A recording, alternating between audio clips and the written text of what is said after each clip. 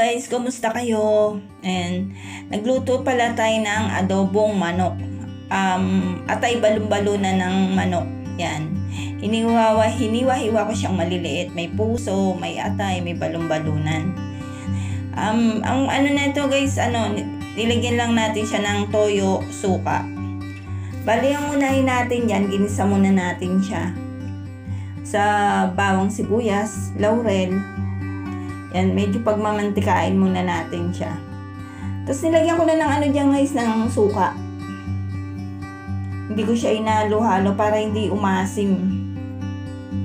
Pagmamantikain natin siya sa sarili niyang mantika. Hindi ako naglagay din ng mantika dyan guys. Pinagmantika ko lang yung di ba mataba yung balon-balunan ng manok? Tinanggal ko yung balon-balunan yan. Iyan yung ginamit kong panggisa. Tapos nilagyan ko na siya ng toyo. Medyo patuyo-tuyuin natin yan. Nilagyan ko na rin yan ng suka.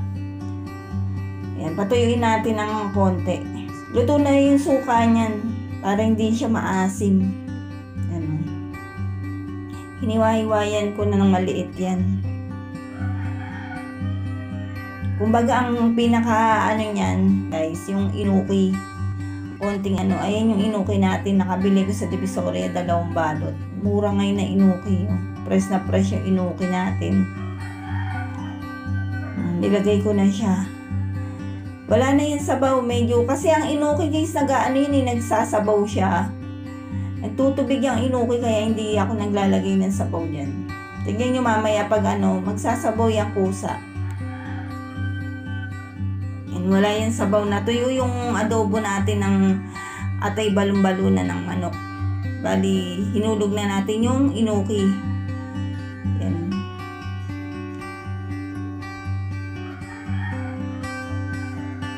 Tuyo na siya. Ayan na siya guys. So, tignan nyo.